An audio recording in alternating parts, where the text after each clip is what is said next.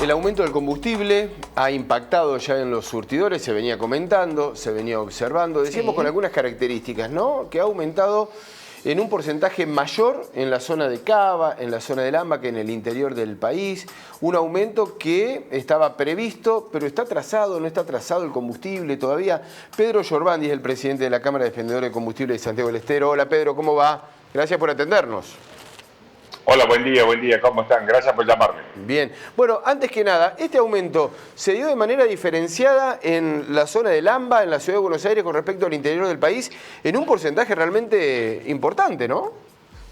Sí, es correcto, la información que están dando es correcta. Es una lucha que nosotros venimos teniendo ya hace un tiempo largo, hace más de 5 años, diciendo de que era insostenible una diferencia que llegó en su momento casi 20% más barato en Cava y primer cordón de AMBA que en el resto del país, en el interior del país. Y esto era insostenible en el tiempo. Nosotros hicimos varias presentaciones, sobre todo a YPF, que es quien llevó adelante este tipo de política económica, como ellos la habían determinado y nombrado, y nunca nos supieron dar las explicaciones de que por qué es lo que sucedía o por qué ellos aplicaban este tipo de diferencial. Ahora vemos con buenos ojos, nosotros decíamos, o le suben a Cava y AMBA o nos bajan al interior, o sea, pero me parece que la equidad era lo fundamental que se debía dar acá. Lo que estamos viendo es que se ha tomado la segunda opción, que es equiparar, subir los precios en Cava y primer cordón del AMBA con respecto al interior del país, ¿no?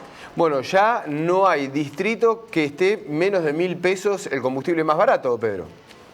Es correcto. En el último aumento del día de ayer, 1 de septiembre, el domingo a las 0 horas, recordémosle a la gente, aumentó el combustible a lo largo y a lo ancho de todo el país. En el ítem nafta, para que lo pongamos en número, un 3,5%, algo así como 32, 35 pesos por litro, dependiendo de la petrolera. Y en el ítem gasoil, 2,5%, más o menos también entre 25 y 29 pesos por litro, dependiendo la petrolera, como para que la gente sepa de lo que estamos hablando. Estos son impuestos internos, permíteme decirlo, no va a la petrolera, es aumento de impuestos internos, impuesto del ITC, impuesto a la transferencia del combustible, impuesto del IDC, impuesto al dióxido de carbono, que si bien son impuestos nacionales, los cobra el gobierno federal, son coparticipables con la provincia y luego las provincias a los municipios. De ahí nuestra oposición a las famosas tasas viales o tasas de combustible. Sí. Son ilegal e inconstitucional. Pedro, y con respecto al atraso, porque mucho se habla, ¿no? No solamente combustible, sino también otros precios. ¿Está atrasado el combustible? ¿Debe aumentar más? Digamos, según... No, prácticamente yo te diría que hoy estamos en un export parity que en el ítem nafta puede estar faltando un 6-7%, pero lo que es ítem gasoil ya estamos prácticamente a niveles... A ver, lo que yo digo es lo siguiente, nosotros tenemos que tener el nivel de precio del precio energético argentino, no el nivel de precio de otros países, de Sudamérica, de Norteamérica o de Europa, no. Debemos tener el precio de lo que debe costar el combustible en la República Argentina, no nos podemos comparar con el resto. ¿Por qué?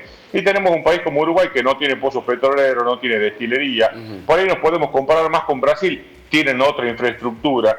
Entonces, nosotros debemos tener el precio que tiene que tener en la República Argentina. Estamos en el ítem nafta a 6-7% del export parity y prácticamente en el ítem gasoil estamos a 1, 2, 3%. O sea que prácticamente ya estamos llegando a un nivel de equilibrio importante. Con una caída, permíteme decírtelo, con una caída de consumo interno promedio a largo país, a lo largo y lo ancho de todo el país, de más o menos entre el 15 y el 20%, dependiendo la variación, la zona, los lugares y bueno, el poder adquisitivo. ¿Y cómo se sostiene eso, digo, para los estacioneros? Complicado porque realmente es una baja importante. Hoy el estacionero está haciendo un esfuerzo importante también. ¿Por qué? Porque bueno, nosotros venimos dando todos los aumentos que se están determinando a nivel nacional y con cada una de las regiones que van cerrando los convenios colectivos de trabajo, lo que se llama normalmente las paritarias.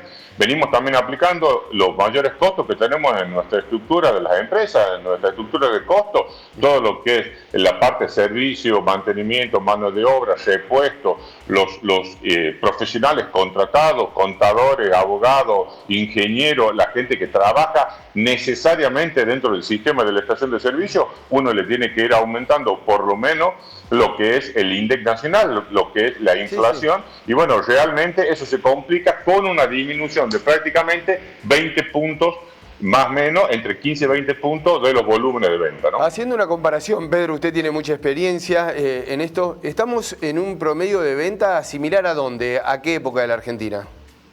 Es buena la pregunta, es buena la pregunta. Yo te diría que prácticamente el volumen de venta ha sido después de la salida del congelamiento del presidente Macri, porque también convengamos en algo, que esto hay que decirlo, porque muchas veces pareciera ser que el problema nuestro es político. El problema nuestro es que se meten distintos gobiernos en pisar los precios de los combustibles como si fuera que pisando el precio del combustible solucionamos el problema económico de la República Argentina. Y a las pruebas me remito que esto no ha sucedido así. Claro.